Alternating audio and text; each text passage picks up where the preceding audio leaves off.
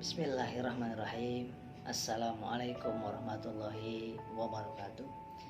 Sahabat-sahabat dimana saja berada, mudah-mudahan Anda semuanya diberikan kesehatan, ketentraman batin, cerahnya pikiran, lapangnya dada, dan setiap urusan dibantu oleh Allah Subhanahu wa Ta'ala. Memang sampai saat ini pun selalu dibantu oleh Allah Subhanahu wa Ta'ala. Hanya kita suka menyadari atau tidak. Kadang-kadang kita dibantu oleh Allah, kemudian kita lupakan Dia. Kadang-kadang pada saat kita kesulitan, kita mohon kepada Allah untuk diambil kesulitan itu.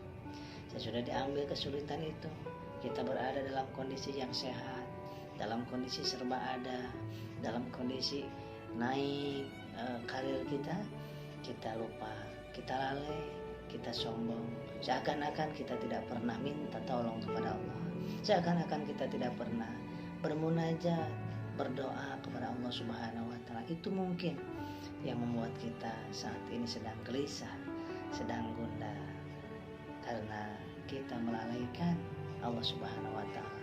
Dan Allah berbuat seperti itu kepada kita. Bukan Allah benci, dendam kepada kita, tapi betul-betul Allah karena sayang kepada kita, sehingga kita tidak terlena dengan dunia ini, tidak terlena dengan keenakan, kenyamanan, kesehatan yang Allah berikan kepada kita, sehingga ada waktunya Allah memberikan musibah, memberikan sakit kepada kita, supaya kita mengakui bahwa la haula wala quwata illa billah. Sahabat-sahabat, Bapak, Ibu, adik, dan remaja yang saya cintai, maka tidak ada cara lain untuk stop, untuk sembuh dari psikosomatis, dari ansietas, dari asam lambung, dari GERD adalah 3 faktor ini. Secara medis bersamaan kita perbaikinya, makan, minumnya, gizi, dan sebagainya.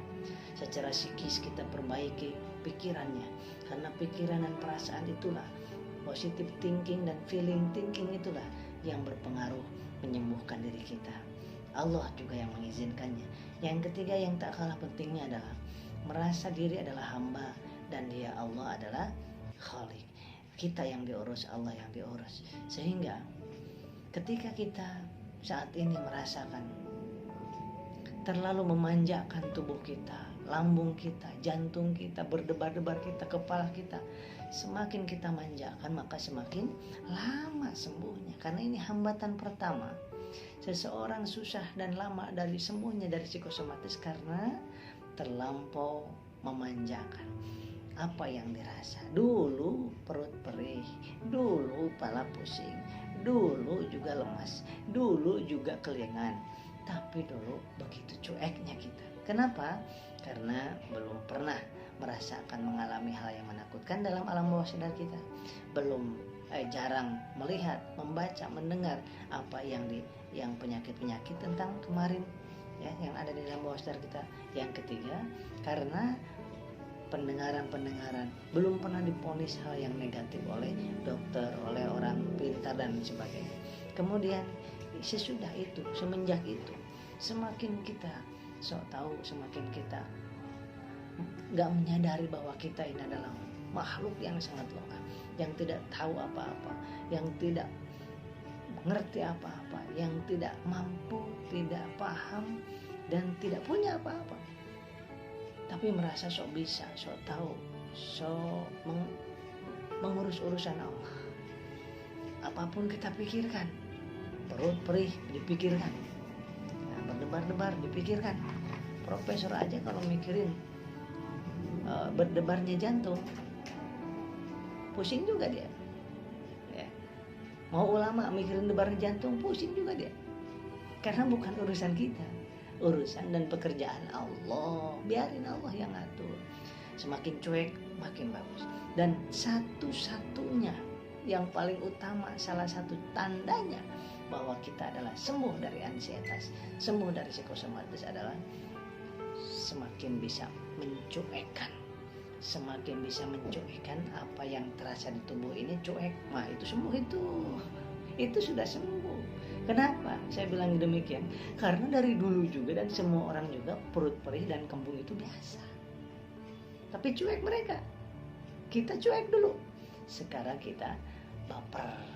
Sekarang kita disambung-sambungkan. Waduh, orang itu sakit karena meninggal karena lambung, orang itu meninggal karena jantung, orang itu meninggal karena ini, karena tumor segala macam. Aduh, takut saya juga. Itulah sok tahunya kita kepada Allah. Artinya rukun iman nomor 6 sedang luntur dari diri kita. Diri saya waktu psikosomatis juga sedang kayak gitu sama. Ya. Jadi hilang rukun iman nomor 1 sedang hilang dalam diri kita. Rukun iman nomor 6 sedang hilang dari hati kita. Semua orang yang sedang psikosomatis pasti seperti itu. Bukan semata-mata dengan obat medis. Banyak yang datang ke sini, yang beli DVD, yang beli buku, ke sini ikut trainingnya. Itu nggak kurang beli obat medis yang mahal, termahal sekalipun. Obat lambung yang termahal, herbal semua dipakai, dicoba semuanya. Apa ada pengaruhnya? Walaupun ada sedikit. Kenapa? Karena bukan di situ masalahnya. Itu teruskan obat-obat secara medis. Makanan minuman yang harus dimakan harus dihindari secara medis. Ikuti. Yang kedua secara psikologis. Karena semua yang terjadi dalam diri kita adalah semuanya berawal dari pikiran, berawal dari mindset, berawal dari persepsi. Nah, persepsi itulah yang menilai kejadian dalam diri kita, kejadian dalam hidup kita dipersepsikan sesuai isi otak kita. Maka memori kita itu secara sadar atau dasar sudah mengisi secara otomatis itu sudah mengisi dari panca indera kita masuk ke situ. Nah, jadi persepsi itulah yang sedang kita perbaiki. Yang ketiga adalah semakin kita cuek, semakin sembuh. Semakin kita masa bodoh dengan tubuh ini yang tidak akan dibawa ke surga. Ini tubuh ini gak bakal dibawa ke surga. Jangankan ke surga, ke alam barzah aja ini udah gak dibawa.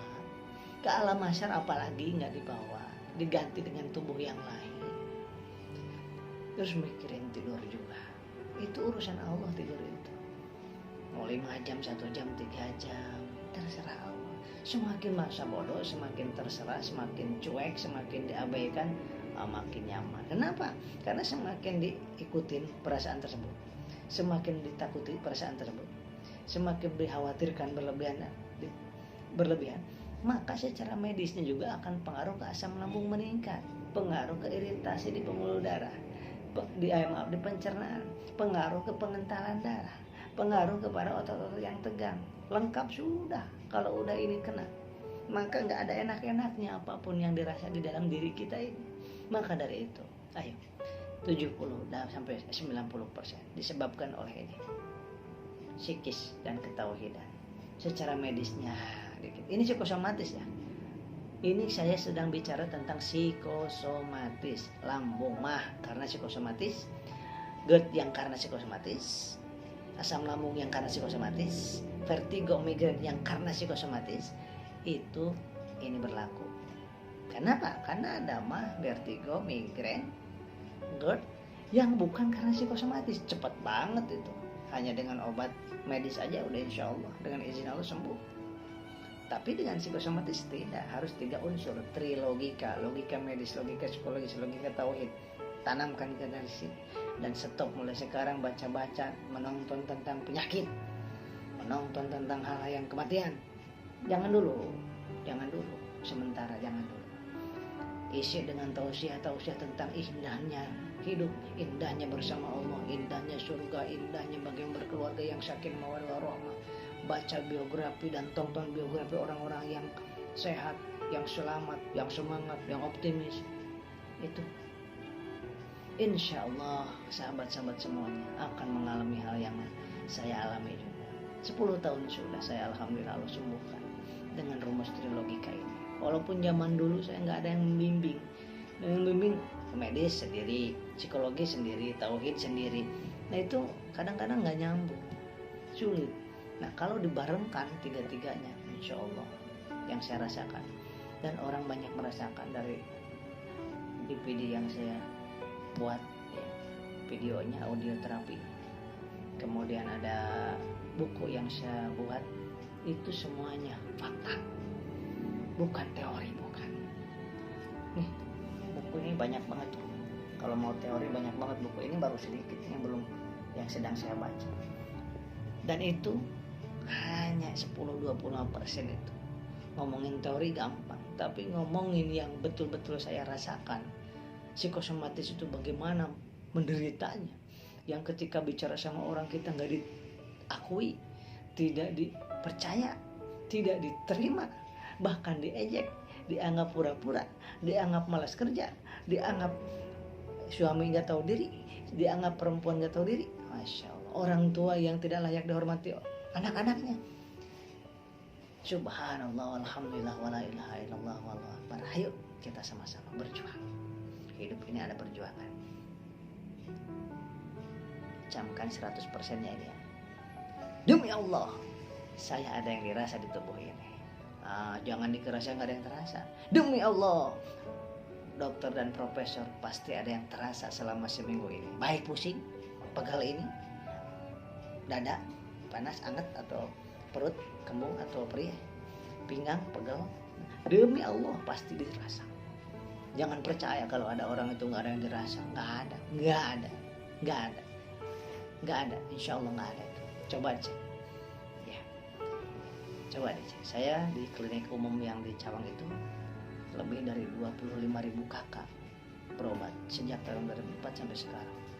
Klinik medis itu. Berarti 25.000 kakak itu sekitar 50 ribuan pasien yang sudah melanggan. Apalagi yang di sini baru 6 tahun tentang hipnoterapi di sini. Kan kita belajar dari para pasien itu, kita evaluasi, kita pelajari fisiknya, psikisnya, ketauhidannya. Masya Allah, luar biasa. Ternyata mereka yang selama ini dianggap orang yang sehat, disangka sehat, enggak. Saya suka terus terang.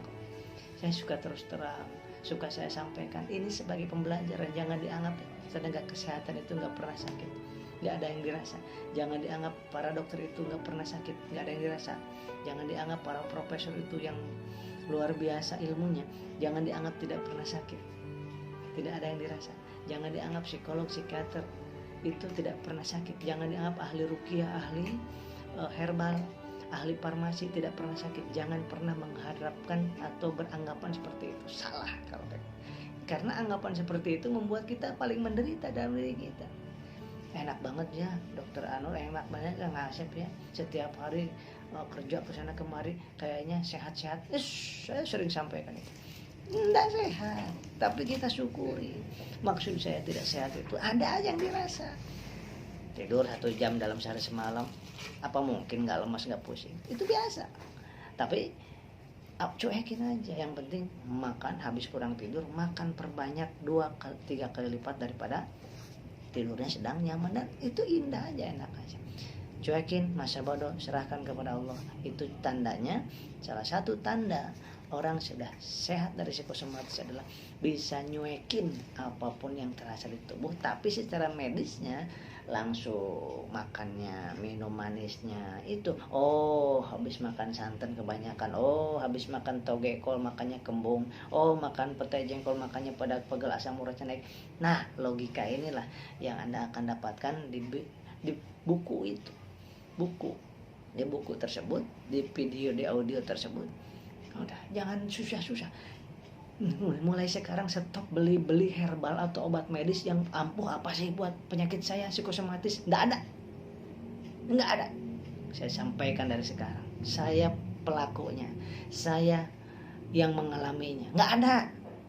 Dan ribuan pasien yang datang ke sini itu dari mulai obat yang murah-murahan sampai yang mahal, mereka bilang juga sama kayak gitu. Karena psikosomatis bukan di sini aja. Bukan berarti obat hindari, bukan, obat lanjutin. Tapi yang dua ini sih, logika psikologis, logika tauhid, ini peranan penting untuk penyembuhan psikosomatis. Mudah-mudahan saya, sahabat-sahabat semuanya, ayo jangan nunggu sehat 100%, tapi 30% kita sehat, tetap mulai sekarang aktivitas. Baru 50% sehat, tetap aktivitas. Mulai aktivitas di rumah, bisnis, usaha, kerja. Jangan dia berdiam diri di rumah, karena itu yang membuat kita semakin kental darah kita, akhirnya makin berat kepala kita, makin sempoyongan, dan makin banyak yang dirasa. Oleh sebab itu, yuk lakukanlah yang saya sampaikan. Jangan percaya kepada saya, tapi lakukan saja, karena yang saya sampaikan bukan teori, tapi ini adalah dibarengi dengan histori yang betul-betul saya alami, histori yang betul-betul para klien yang dialami, baik yang datang ke sini maupun yang jauh di sana dan beli buku dan video terapinya, audio terapinya. Saya jarang sampai ibu nggak perlu obat, ibu nggak perlu herbal, walaupun di saya ada obat herbal. Tapi kalau misalnya lainnya nggak perlu herbal, habis-habisin uang aja. Emang herbal murah? Mahal herbal itu. Ya, jangan dianggap murah. Kalau nggak tepat sasaran, nggak usah lah, nggak usah. Saya sampaikan seperti itu karena sayang uangnya. Mungkin udah habis puluhan juta, bahkan ada pernah yang 200 juta sudah habis lebih, tapi tidak ada perubahan. Obat terus dicari-cari kemana-mana. Kata orang ini beli, kata orang itu beli. Aduh, masya Allah. Jangan kita pakai logika medis, logika psikologis, logika tauhid. Kita angkat lagi. Kita seperti kita dulu lagi. Dulu ceria, sekarang harus ceria lagi. Dulu semangat meskipun pusing kepala, meskipun kembung, rapat dulu. Itu artinya kita sudah semakin sehat, dan Allah yang menyembuhkan kita dengan usaha, ikhtiar, doa kita. Sedangkan kesembuhan adalah hak prerogatif Allah. Itulah pesan saya, mudah-mudahan bermanfaat. Wassalamualaikum warahmatullahi